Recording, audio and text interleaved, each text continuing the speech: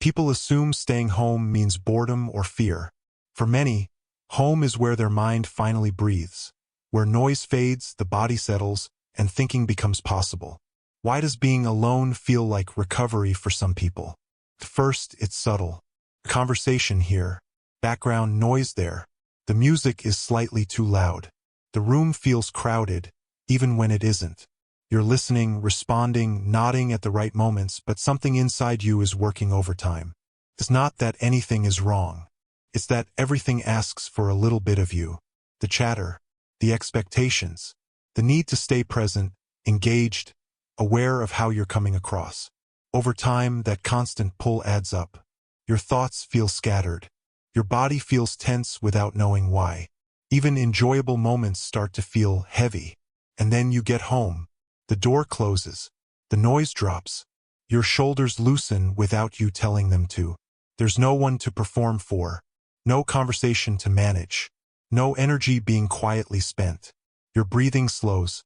Your thoughts line up again. The pressure you didn't realize you were carrying finally lifts.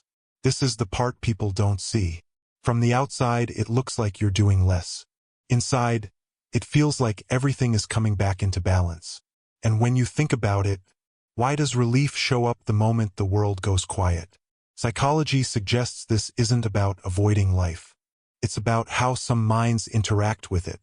Research shows that certain people take in more information from their surroundings, not just what's said, but the tone behind it, the movement in the room, the emotional shifts that happen without words. Their attention stays wide open, and that kind of awareness has a cost. For these people, every conversation uses more mental energy. Every environment asks for more focus. Even positive social moments require constant adjustment. Listening closely, responding thoughtfully, staying emotionally present.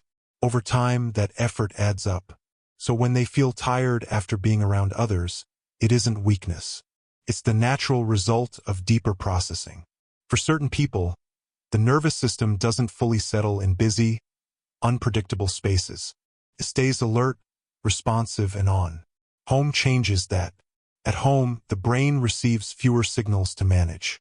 There's less noise to filter, less emotional information to track. The nervous system finally shifts out of readiness mode. This is why solitude feels restorative rather than empty. Why quiet doesn't feel boring, it feels stabilizing. Staying home isn't about shutting life out. It's about creating the conditions where the mind can return to balance. And once you see it this way, something becomes clear. What looks like withdrawal from the outside is often regulation on the inside. This is where many people get it wrong.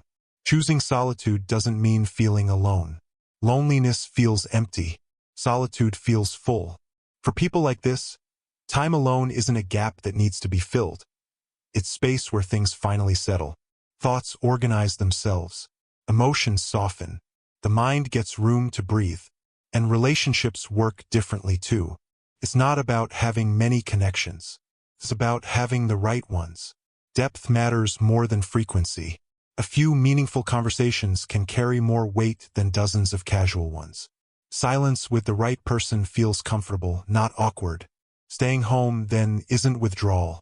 It's self-respect. It's recognizing when your energy is limited and choosing not to spend it carelessly. It's choosing calm over constant stimulation, presence over performance. There's nothing broken about that. In fact, this ability to step back, to listen inward, often comes from a strong sense of self. Fulfillment doesn't rely entirely on being seen or affirmed by others. It's already there. And when you understand this, a quiet relief sets in. You're not missing out on life. You're engaging with it in a way that actually fits you. There's something else happening here that rarely gets mentioned. Safe, familiar spaces do more than help people rest. They help people heal. When the environment stops demanding attention, the mind finally has room to process what it's been carrying. Old conversations, unfinished emotions, moments that didn't get time to land. In quiet spaces, those things rise naturally, without force. This is why clarity often shows up at home. Why certain thoughts only arrive when the noise fades. Why understanding comes not in crowds, but in stillness. Creativity works the same way.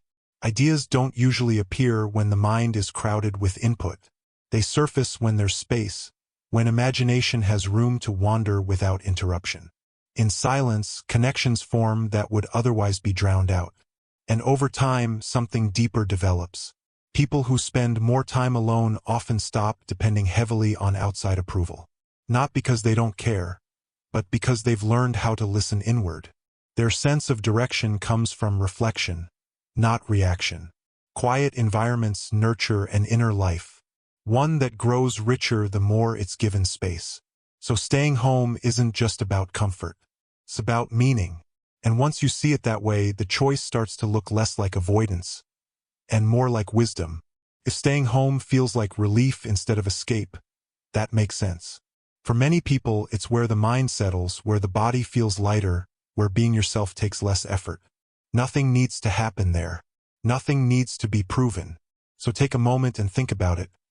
When you choose quiet, when you choose to stay in, what does that space give you that the outside world doesn't? There's no right answer, just your own. If this helped you understand yourself a little better, imagine what else you'll uncover here. Subscribe to MindView so you don't miss the next insight. You might be surprised by how much it shifts the way you see people and yourself.